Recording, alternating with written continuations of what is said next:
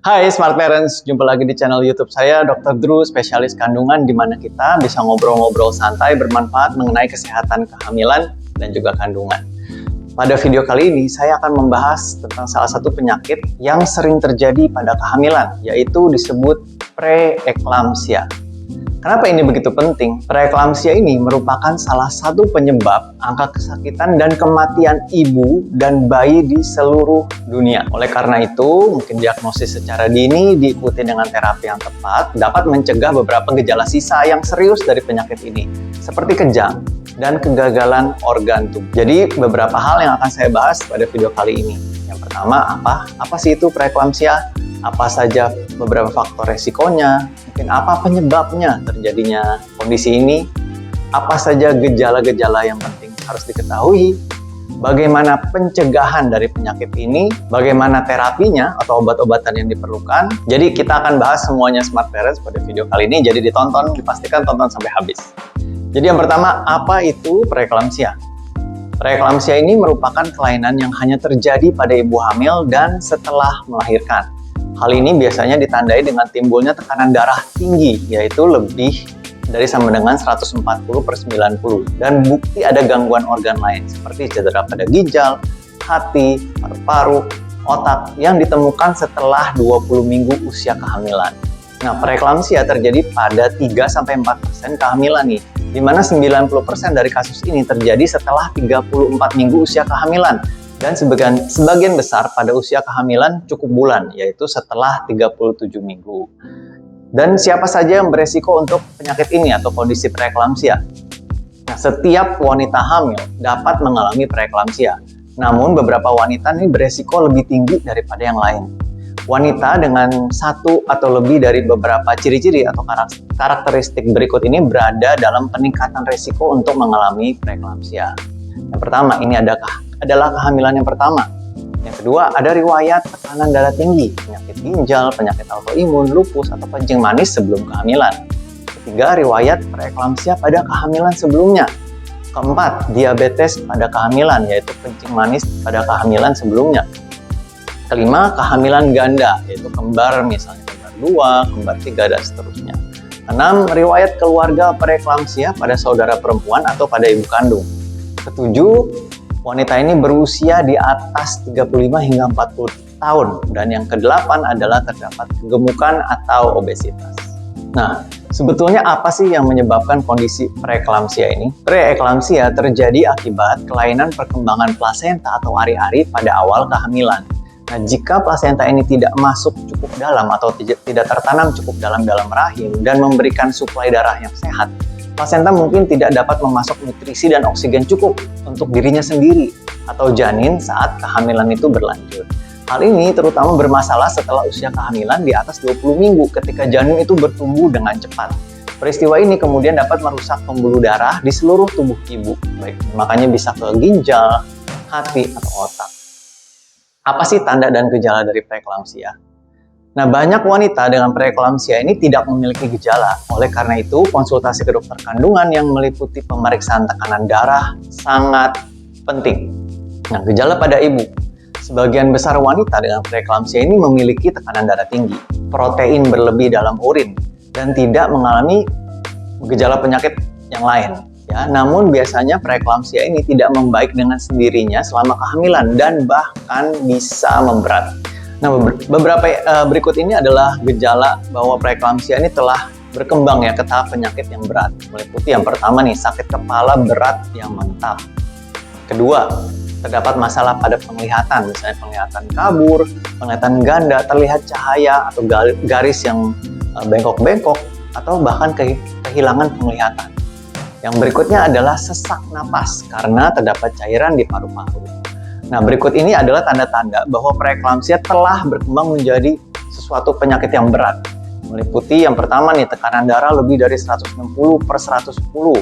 Wanita dengan tekanan darah dalam ukuran ini memiliki resiko dari stroke pada otak. Yang kedua, gangguan fungsi ginjal, misalnya kreatininnya lebih dari 1,1 mg/dl. Jumlah trombosit yang rendah, kurang dari 100.000, gangguan fungsi hati terdeteksi dengan tes darah, terdapat cairan di paru-paru, Dan juga yang terakhir adalah kejang. Nah, tanda-tanda pada janin ya.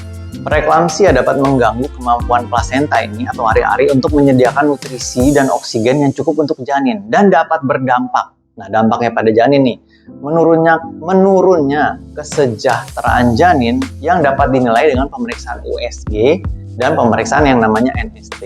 Kemudian pertumbuhan janin yang melambat. Dan yang ketiga, penurunan jumlah cairan ketuban. Dan yang terakhir adalah penurunan aliran darah melalui tali pusat ke janin. Jadi apakah pencegahan dari penyakit ini, yaitu preeklamsia? Sayangnya, tidak ada pemeriksaan yang dapat memprediksi secara pasti siapa yang akan mengalami kondisi ini. Dan tidak ada cara untuk mencegah secara sepenuhnya. Nah, dokter kandungan mungkin akan merekomendasikan bahwa wanita yang memiliki faktor resiko yang menempatkan mereka pada resiko sedang atau tinggi ya, untuk mengkonsumsi obat yang namanya aspirin dosis rendah untuk mengurangi resiko terjadinya preeklamsia di kemudian hari. Nah, aspirin dosis rendah biasanya dimulai pada akhir trimester pertama, sekitar 12 hingga 14 minggu, dan berlanjut hingga trimester ketiga, biasanya akan berhenti pada saat usia kehamilan 36 minggu. Wanita yang beresiko tinggi mengalami preeklamsia ini adalah wanita yang memiliki ciri-ciri sebagai berikut. Yang pertama, kehamilan sebelumnya dengan preeklamsia. Yang kedua, kehamilan multiple, yaitu kembar 2, 3, dan selanjutnya. Yang ketiga, memiliki riwayat hipertensi sebelumnya, hipertensi kronis. Yang keempat, memiliki kencing manis atau diabetes. Yang kelima, memiliki penyakit ginjal sebelumnya. Dan yang keenam adalah memiliki penyakit autoimun yang disebut antifosfolipid atau lupus. Nah, perlu smart parents tahu bahwa tidak ada efek samping signifikan nih yang diketahui dari penggunaan obat aspirin dosis rendah selama kehamilan. Jadi relatif aman. Nah, bagaimana sih preeklamsia itu diobati? Nah, satu-satunya obat untuk preeklamsia adalah melahirkan janin dan plasenta. Obat-obatan dapat menurunkan tekanan darah dan dengan demikian itu mengurangi resiko stroke pada ibu. Tetapi terapi ini tidak akan memperbaiki kelainan yang mendasari pada plasenta atau ari-ari dan dengan demikian tidak akan mencegah perjalanan penyakit preeklamsia. Penata laksanaan kehamilan dengan komplikasi preeklamsia itu tergantung pada usia kehamilannya dan apakah terdapat gejala atau tanda-tanda berat. Keputusan untuk melakukan persalinan secara normal atau operasi secara sesar itu tergantung pada beberapa hal, seperti posisi janin, pelebaran dan penipisan dari leher rahim, dan juga kondisi janin pada saat itu. Nah, pada kehamilan yang cukup bulan, yaitu usia kehamilan lebih atau sama dengan 37 minggu, dokter kandungan Anda akan menyarankan untuk segera melahirkan bayi, di mana bertujuan untuk pemulihan kondisi penyakit dan meminimalkan resiko bahaya pada ibu atau janinnya akibat preeklamsia yang memberat. Nah, janin pada atau mendekati usia cukup bulan biasanya tidak beresiko tinggi mengalami komplikasi dari kelahiran prematur dan biasanya tidak perlu menghabiskan waktu di kamar perawatan khusus. Nah, pada kehamilan yang kurang bulan misalnya, usia kehamilan kurang dari 37 minggu. Nah, jika preeklamsia terjadi tanpa adanya gejala berat, mungkin saja akan menunda persalinan hingga 37 minggu untuk memberikan waktu lebih banyak bagi janin untuk tumbuh dan berkembang. Namun jika gejala preeklamsia memberat, persalinan seringkali diperlukan segera untuk mencegah komplikasi pada wanita atau janinnya. Apa yang terjadi selama proses persalinan? Karena wanita dengan preeklamsia dapat mengalami kejang, sebagian besar pasien diobati dengan obat yang namanya magnesium dalam selang infus selama persalinan dan dilanjutkan selama 24 jam setelah melahirkan untuk mencegah kejang. Fakta untuk smart parents, magnesium ini aman untuk janin. Nah, hipertensi berat itu diobati dengan salah satu atau lebih dari obat-obatan untuk tekanan darah tinggi secara infus untuk mengurangi risiko stroke pada ibu. Dan apa yang terjadi setelah persalinan?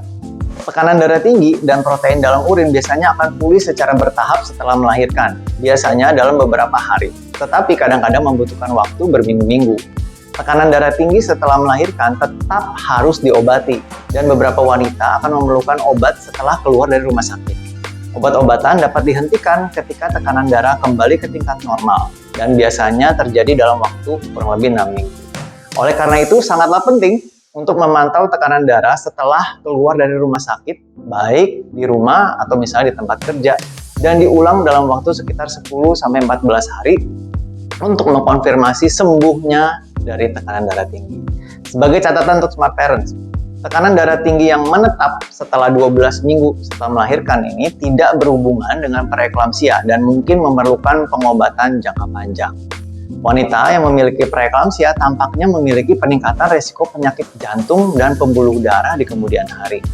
Oleh karena itu, sangat diperlukan modifikasi dari gaya hidup, misalkan diet sehat, menghindari kegemukan dan merokok, dan juga mengatur kadar lemak dalam darah, gula darah, dan hipertensi jika gangguan ini telah berkembang, di mana dapat membantu mengurangi risiko masalah jantung dan paru.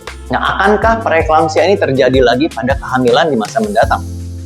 Wanita yang mengalami preeklamsia berada pada peningkatan risiko berulang pada kehamilan berikutnya. Wanita yang mengalami gejala preeklamsia yang berat sehingga diperlukan untuk melahirkan sebelum usia kehamilan 30 minggu memiliki resiko tinggi hingga 70% mengalami preeklamsia pada kehamilan berikutnya.